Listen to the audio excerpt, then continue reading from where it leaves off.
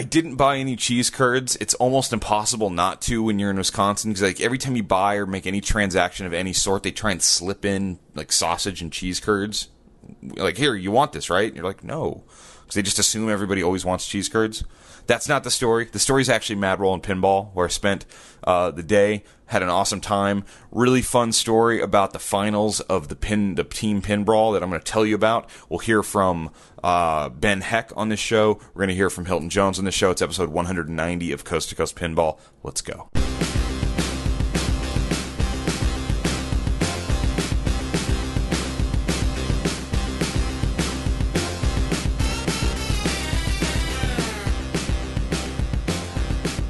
Welcome to Coast to Coast Pinball. My name is Nate Shivers. This is a podcast. This is a commentary. This is a man out of quarters. How are you? We are coming to you not live here on Saturday night, August 29th, 2015 even. Sorry. It is a humid but cool, rainy, misty evening here in Milwaukee, Wisconsin. I made the drive back from Madison. I'm in my hotel. I fly home in the morning. It was a whirlwind tour of the greater Madison area for Mad Rollin' Pinball, a tournament, a charity tournament, first and foremost, run by Hilton Jones. You may know him as Y Snow, or is it Wise Now? I've never figured that out. But Y Snow on Pinside, and I can tell you this, Hilton puts on a great event, had a lot of fun. So let's just go over it. I guess you'd call it a trip report. Trip reports. All right, so Mad Rollin' Pinball, 40 teams playing on games brought in by local collectors. Fantastic mix of games, all sorts of stuff. We had like Dolly Parton, Close Encounters of the Third Kind. What else do we have? Mousing Around. We had The Walking Dead. We had Judge Dredd. Maverick. I mean, really tons of great games. And it was in a very interesting venue, a place called Pooley's. It's like a big giant sports bar that has like a gymnasium attached to the back of it, and with like basketball courts, but the floors are sort of like a hard, I don't know, like plasticky surface of some sort that's not like hard like cement, but not like carpet, so it was nice. Perfect for a big pinball tournament, lots of space to spread out, tables in the middle, games around the edges.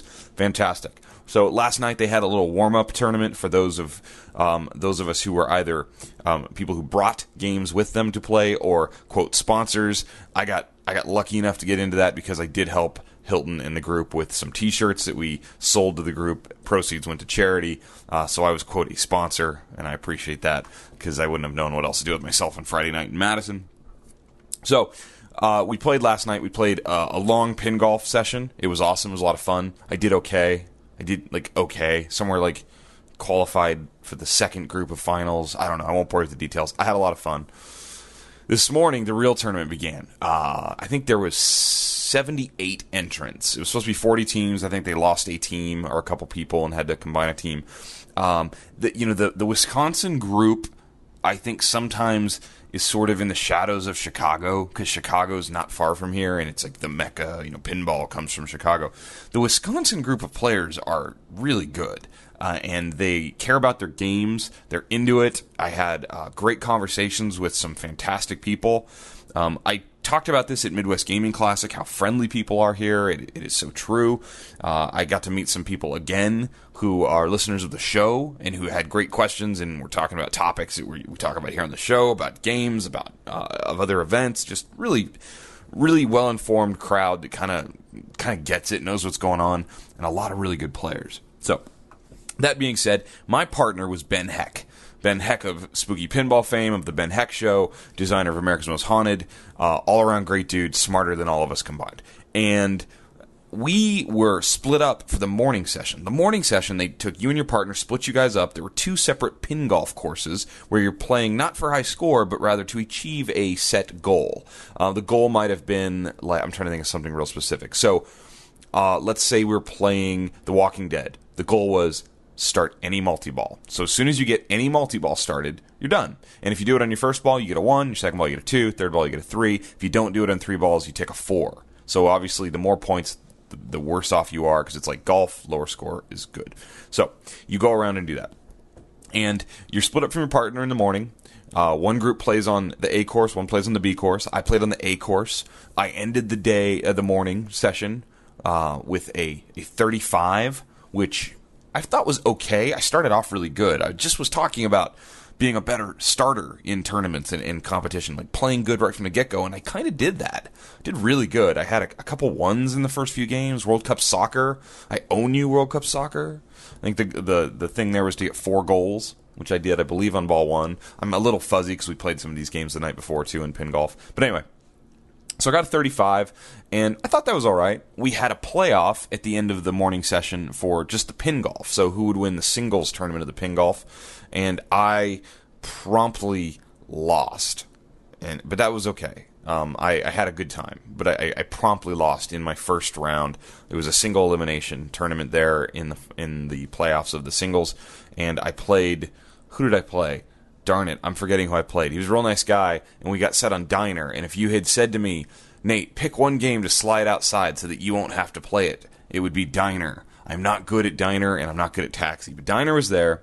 The set goal on Diner was to serve 2 customers. So basically light 2 of the 5 customer inserts solid. And my competitor was lucky enough to hit the mystery shot very early in his first ball, and he was awarded not a multi-ball, not a big bonus of points, but serve a customer. So he lit a customer right off the bat by hitting the right drop hole. And then he was very deft and good with his flipping skills and lit another customer quite quickly for a hole-in-one. I did not match his hole-in-one, so I had lost. And we moved on to Mousing Around, which I had owned the night before. Like, killed it. And Mousing Around had 2 goals. You could either start multi-ball, which you have to light both the locks by spelling Mousing Around with the inserts, harder than it looks, or score 2 million points. I know I can score 2 million points on Mousing Around, because if you can drop that drop target bank in the middle, you can literally shoot that shot over and over and over again. And the night before, I'd done it for 6 million points. So 2 million should be easy, right?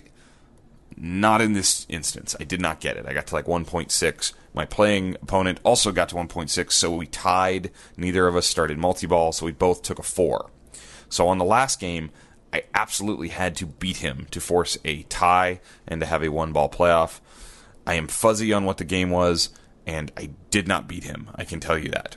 So such is life. I did not do it, but that was okay. So I was out of the singles tournament, and I ate a really good burger on a pretzel bun, for those of you keeping track.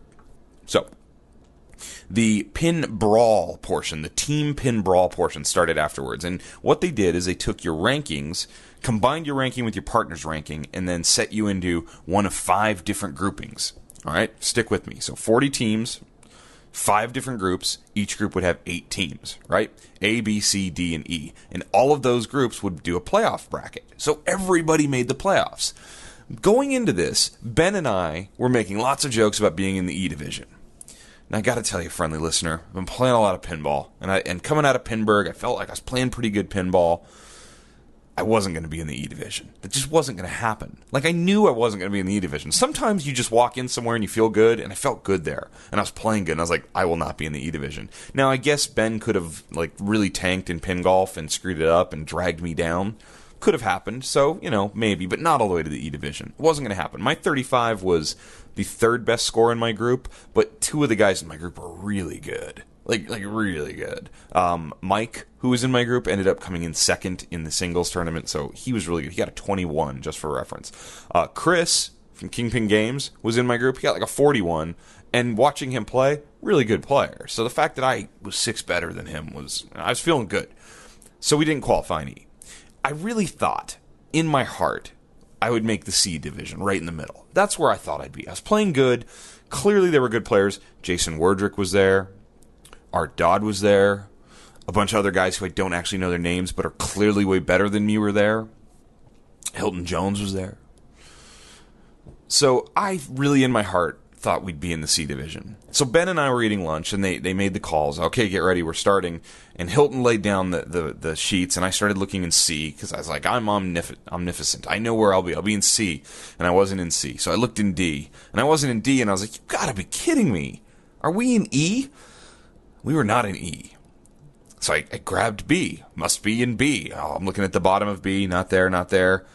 Well, there, I'm not anywhere. I look at A real quick. I'm not there. I'm like, dude, you didn't put us down. And Hilton goes, hey, man, you're in A. And I hadn't really looked that closely at A because I didn't think that's where we'd be.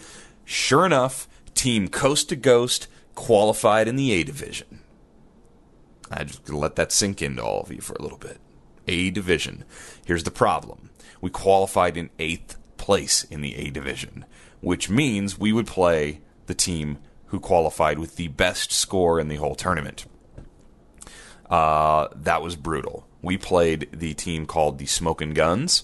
That would be Mr. Jason Werdrick, number 25 ranked player on the IFPA website. And we played Mr. Art Dodd, number 64th place player in the world, according to IFPA. That's a problem. They, of course, read my mind, knew what I did not want to play, and picked Diner. Actually, that's not totally true. Jason tried to pick Whitewater, and somebody got on it first, and you have to pick an open game, so we moved over to Diner. Did not stand a chance. I think the scores went something like... Now, when you get to this part of the format, just for those of you following along and really care, I'll go into depth.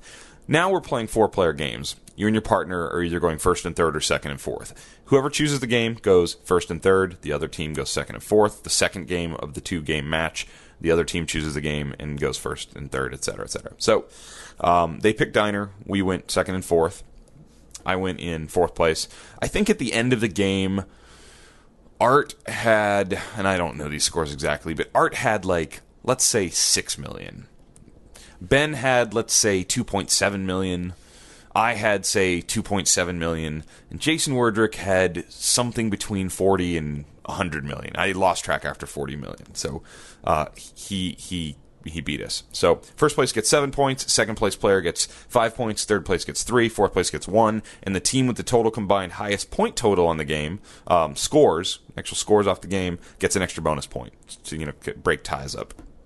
So they got 13 points, we got 4 points for those of you keeping track. We moved on, we got to pick, and I wanted to pick America's Most Haunted because Ben designed it, and somebody was playing it, so we didn't get to. So Ben said, let's play Attack from the Lost World. Mind you, this is a game I've probably played 6 balls on in my entire life. And I said, I don't know if that's a good idea. And he said, no, I'm feeling good. I feel good about it. And it's a real weird random layout. Because if you know that game, it's weird. And maybe it'll give us a shot. And I thought, let's do it. Let's do it. And I won't bore you with all the gory details, but I will tell you, we did not get slaughtered. We did not win. We still finished 3rd and 4th, I think, on the game. But it was really close. I know Jason stopped. Jason was the 4th player on that, and I know at some point when he got above our scores, he just stopped. But at least it wasn't like, a blowout of like 20 times our score, something like that. So we lost in our first round. In the losers bracket, this is a double elimination tournament, we knew this already, that there was a really good chance in the second round, if we were to lose, one of the 2 teams that we might run into was Charlie Emery and his son Bug Emery of Spooky Pinball. They were also in the A division, because let me tell you what, Charlie's a better pinball player than he wants you to know, and Bug, and I don't know how old, Bug is probably, 14, 13? I'm bad at that age. He's pretty good. So they qualified in A as well, and they were shocked. They thought, oh, why are we doing an A? Kind of like us. So they lost to 2 very tall players, who I don't know who they were exactly, but very, very tall guys beat them in the first round on Whitewater and another game which I don't remember. So, it was actually, no, I don't remember. So whatever, doesn't matter. So in the second round, me and Ben Heck played Charlie and Bug. How great is that, right? So they got to choose first. They were the higher seed. I think they were the 6th seed. We were the 8th seed. They chose America's Most Haunted. I've got the guy on my team that designed the game. We can't lose, right? Playing against 2 of the guys that build the games. So we did lose. Final scores, Charlie had 36 million, Bug had 36 million, I had 29 million, and Ben had I think 3 million. So the guy that designed the game thing didn't really work out. And we were out. We were done. It was over. Story's over, right? No more to talk about on Coast to Coast Pinball. Except there was more. What I got to watch tonight, and I don't even know how many people got it, because people who knew all the people involved weren't even really watching. Because it was, a big room. People were hanging out, talking, drinking. Really not a great spectator room, because this is just a tournament. This isn't a big show with all sorts of people everywhere. It was basically the players. And a lot of people hung around to the end just for the raffle. Let's be real clear. But I watched it all. So Charlie and Bug moved on, and they kept winning. Like, in the loser's bracket, they kept winning. And you could get back to the end if you kept winning. And I kept watching... the other players and kept going around the room, and Charlie and Bug were playing great pinball. So they got down to the semifinals, and in the semifinals, they ended up playing the two guys that beat them in round one. And they lost in round one on Whitewater and a game which I already told you I can't remember. So I saw the whole thing go down. The two guys said to Charlie, like, we could be cruel and pick Whitewater again. And Charlie and Bug, throughout this whole tournament, were just like, man, we don't care. We're just having fun. Like I heard Bug say earlier in the day, I don't care if we get knocked out. Then we can just play some pinball. And I can get home early and get some rest. He actually said that. A young guy said that. So Charlie goes, yeah, let's play Whitewater. Whatever, So they went over and played, and I wasn't paying a lot of attention, but I look over across the room, and Bug's got over 100 million up on Whitewater. And then I see the last ball drain, and Charlie and Bug are high-fiving. They won. They beat the number, I guess 2 or 3 seed in the tournament, number 3 seed in the tournament, on Whitewater, which was their choice, which was awesome. It was like, wow, that was a pretty big upset by most accounts, because the guys that they beat on that game were good. So then Charlie and Bug got to pick the next game. They picked America's Most Haunted, of course. I mean, yeah, right? So they get over there, and it was a tense game, and I actually heard the guys who were playing say something like, I don't even really know this game. Like, I've never even played this game. Or I've always wanted to play this game, or something to that effect, but I never played it. So Charlie and Bug eked out a win. It wasn't like a landslide or anything. I mean, there were some good scores, and one of the two players actually on the other team got the top score of like over 50 million, like really good score. But I think Charlie and Bug got second and third place and ended up with the win to go on to the finals. Charlie Emery, Bug Emery in the finals against, guess who? Number 25 player in the world, Jason Wardrick. Number 64 player in the world, Art Dodd. And, fairy tales all come to an end, right? It was awesome watching Charlie and Bug get there, and it was pretty cool. I could see that Bug really loved it, and I think it was probably... So Bug and I chatted for a brief moment, or maybe Charlie and I talked about Bug at Expo last year when they were going to play one of their first pinball tournaments ever, and I don't think they really liked it. I don't think they liked the vibe of the competition, that layout, whatever, because they kind of stopped playing it real quick. And today I saw them really get into this tournament, really have a lot of fun. Father and son playing. It was a great story. And so, of course, the story ends here with the top two guys, just demolishing Charlie and Bug in the finals. Except that's not what happened. So, Jason and Art, who, by the way, let me tell you, if you haven't met Jason and Art, good dudes. Like, really good dudes. Jason, I gotta have Jason on the show sometime. Jason's a good dude. Such a great player. I watched him just destroy games today, and with, like, confidence in it. It was really fun to watch. So, they picked Diner, because they'd been playing very well in Diner. And a crazy thing happened. Jason didn't score 40 million. He scored like 60 million. I think it was 59 million, actually. Tons and tons of points. Just blew the game up. But Charlie and Bug took second and third place. Art didn't have a good game. So they're hanging in there. I think the score after the bonus point and everything, which went to Jason's team, was 9-8 after Diner. So they're right there. And so they got to pick a game. And I said to Charlie, you're going to pick America's Most Haunted, right? And he goes, no, I can't play my own game again. It's too stressful. And I was like, I think that's a mistake. And he goes, I think we're going to pick Dolly Parton. So they did. They picked Dolly Parton. And nobody was... The first two balls that went down, I think, were Charlie and Art, and they were not good balls. Like, bad balls. And then Bug steps up, and on ball one gets, like, over 100,000. Like, 120,000. Like, kind of crushed it on ball one. And, now people are kind of watching. Because now this is the finals. This is for the title. This is the big one. And... Bug puts up this, like, 120,000 number, and it's like, whoa, look at that. And it gets down to the last ball, and I'm sorry about the details, and maybe you don't care, but it was so fun to watch. The last ball Jason was playing, and he had extra ball it, and you weren't going to play extra balls, you had to plunge them, but what extra ball did is it ran your bonus up again, and so Bug had that happen on his second or third ball, I don't remember which, and he was like way up high in points, like really high. Bug had a huge score. I want to say it was in the 700,000. I don't even remember. But Jason was coming back. You could just see that, like, this is a top player who does not get rattled by these situations, and he was making a comeback. So I think Bug had something like 400 and... Oh, man, I have a photo. I'm trying to find this photo. I took at the back glass. So Charlie had 117,000. Art had 203,000. Bug had 440,000. And Jason ended up... I don't have his final score, but he ended up not passing Bug. And at the end of all of it was done, the two teams were tied. They tied after both games because it ended up Team Spooky got 9 points. The Smoking Guns team got 8 points, so it was tied dead even 17-17. To break the tie, the way the rules were written is you were going to play a one-ball playoff. The high seed would choose a game. Each team member would play one ball in a 4-player game. You would combine Team 1's points versus Team 2's points after one ball. Whoever had the most points wins. That's it. Smoking Guns picked roller games. And Charlie looked at me and says, I don't know anything about that game. And I looked at him and I said, I don't either. and I said, shoot the left ramp, because that's all I know about that game. And he goes, okay. One ball. That's all you got. So Art went up first and had a total house ball. It was not like bad. It was just it wasn't anything he did wrong. He just had a house ball. It was a bad drain. It happens. It was like a low amount of points. It was like 17,000 points. I want to say something pretty low.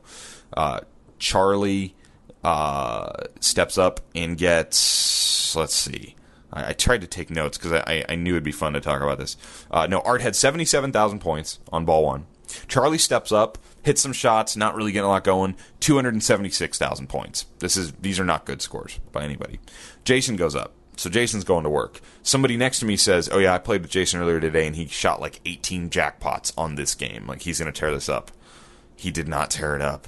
Jason just had a bad ball, and Bug didn't even have to plunge. It was kind of unreal. Charlie and Bug, with almost no tournament experience, knocked off Jason and Art in the finals to win Mad Roll and Pinball's team pinball tournament. It was awesome. It wasn't Zach Sharp winning Pinburg with a couple hundred people cheering and this whole thing. It was a really cool moment for a father and son doing what nobody in that room thought they were going to do. Trust me. When they were playing, I heard multiple people say, I cannot believe those guys are where they are. I heard somebody say going into the finals, like, oh, this thing's over. Because, you'd watch Jason and Art play. They're awesome. And that's why you play the game. That's why you finish it off. That's why you don't just award it to the high seed. A lot of composure was showed by Bug. Charlie will be the first to tell you he carried the team. Bug was awesome. I think you're going to enjoy listening to the audio that Charlie captured on the next Spooky Pinball podcast. They were very excited. Forget pinball for a minute. It was just a really cool moment. It made me miss my dad a lot. It was pretty awesome to watch, and it was a special time for those guys. Maybe not for anybody else, but I saw it. I thought it was awesome, and an unexpected turn of events there tonight. And let me say this: I saw some people in this tournament. Great tournament, so much fun. 99% of the time, everybody was so awesome. But I did see some people towards the finals. The frustration set in, the tension set in, and they, some slapping of games, some swearing, some shaking, some walking off. People get competitive. It's tense. That's fine. I saw some people who lost walk away grumbling and complaining about, luck boxes and bad this and bad that. A little tiny bit of that. Nothing you wouldn't see at any other tournament in the country. But when I walked up and said good game to Jason and Art afterwards, total gentleman. Like, Jason's like, man, I screwed up. I totally screwed up on Dolly Parton. He knew exactly what he did. Like, this guy knows pinball. And he's like, I did that wrong, did this, totally my fault. And then Art, I was talking to you later, he goes, man, Jason had that massive score up on Diner, and I kind of let up, and Bug caught me and leapfrogged me into third place. Like, they knew exactly where it all happened, and you know, it was just one of those things. It's just, and they were so cool about it. Total gentlemen in defeat. Hats off to them. What a fun night. What a great time. I have a great little interview here with Hilton Jones, kind of just recapping the day, and I'm going to play that now, and then we'll take care of some other business here on Coast to Coast Pinball. All right, we're here at Mad Rollin' Pinball with Hilton Jones, organizer, operator, man of the day. How are you, sir? Very good. What a fun, awesome event, all for charity. We played last night. We played a bunch of pin golf, and then we did pin golf today into the brawl. Has it gone like you wanted it to? Actually, exactly like I wanted. Made some tweaks and improvements from last year. Played a little smoother, and yeah, very happy. How many years is this you've been running this tournament? 4th annual now. Fourth Format annual? Changes slightly every year, but now we've kind of got it dialed in. We have 78 players. 78 players. Now, as a tournament goes, how important to you is it that you get a tournament that scores well in the IFPA point system?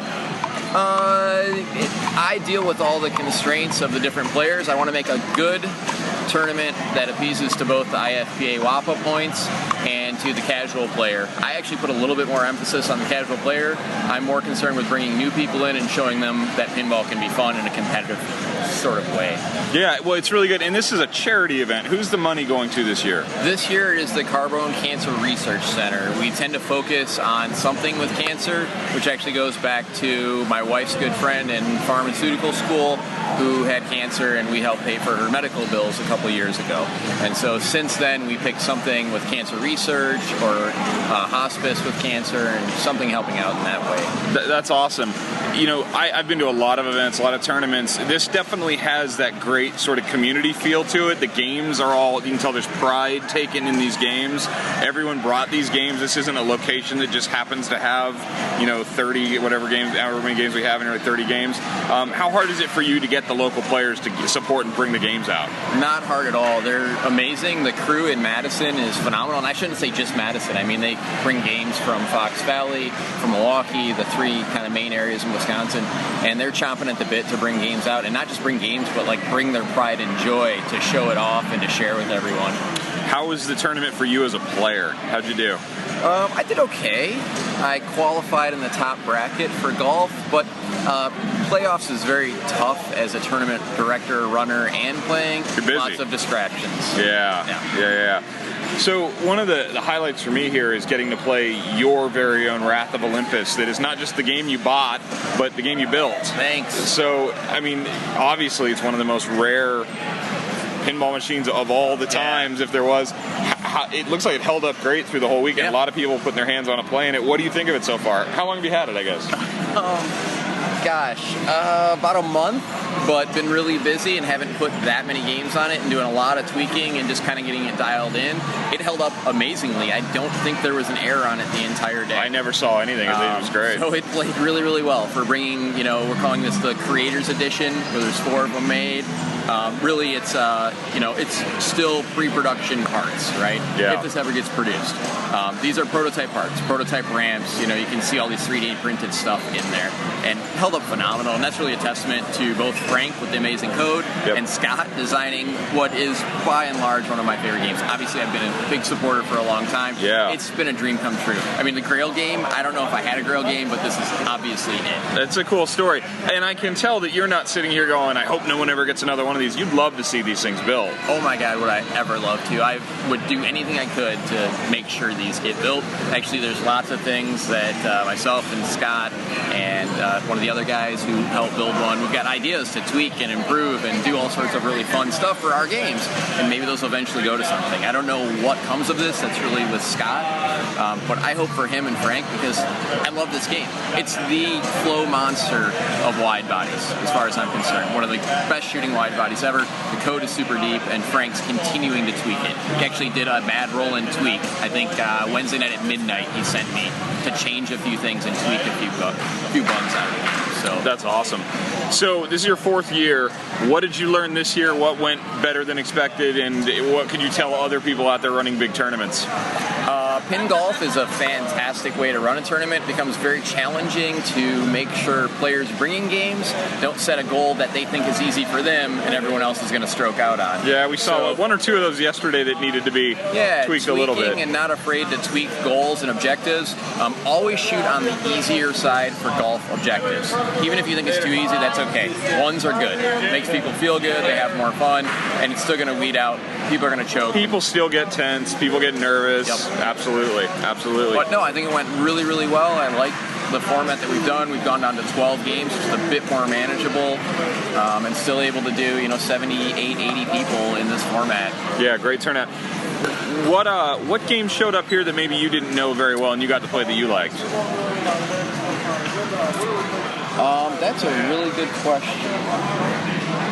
I love Escape from the Lost World. I think it's a fantastic game. I love that style of play. Blackwater, Dungeons and Dragons, both that same kind of cabinet design, and I put them in a similar feel. Yeah. I love that game. The Godfather, Tully brought that, and I played it a few times at his house. He's got Tully's Garage, great pin collection.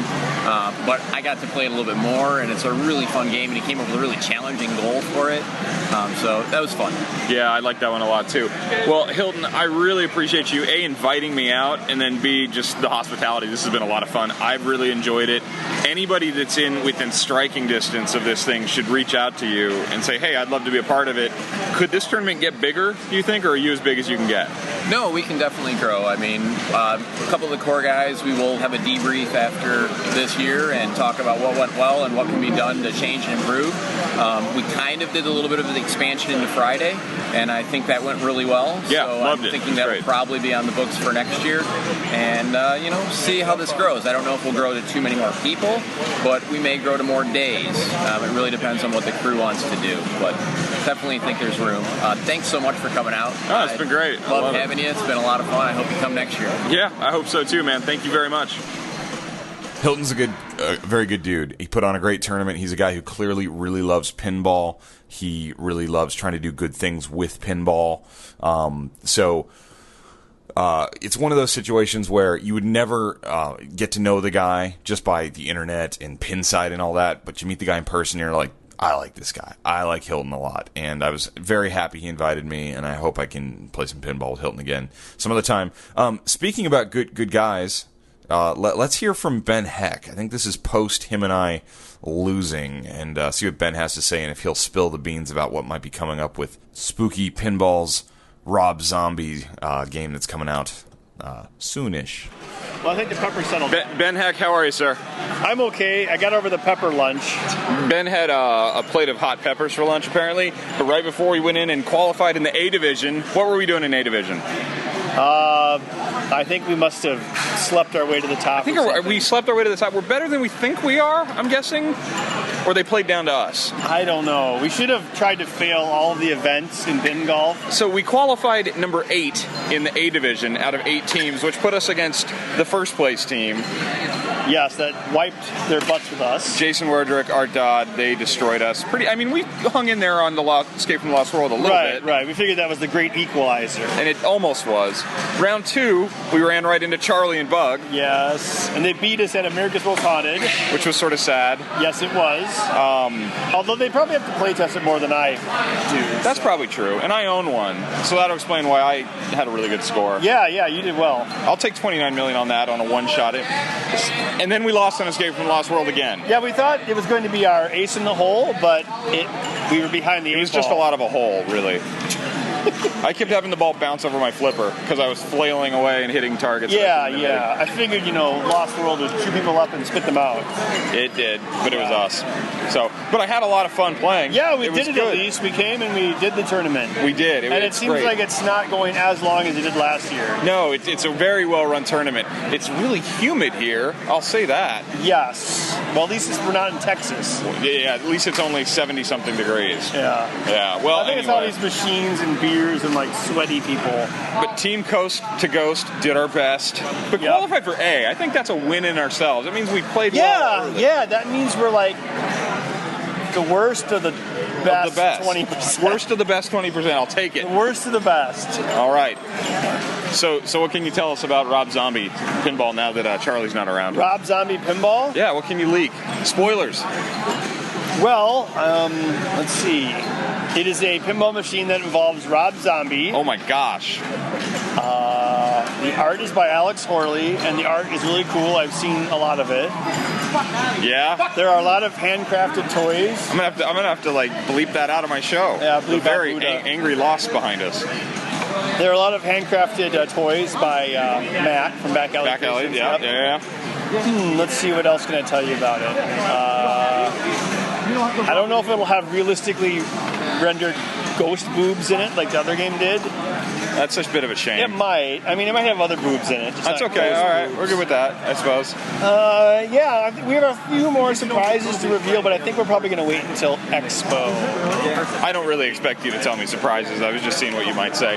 Anyway, I look forward to seeing it. Thank you for teaming up with me. And, dude, it was all for charity. Yeah, we're to stop cancer, I guess. That's the goal. I bought some raffle tickets. I don't want any of that crap. Ben and Nate stopping cancer. Yeah. Yeah. Stop, die, cancer, die! All right, man. We'll see you next time. All right, bye.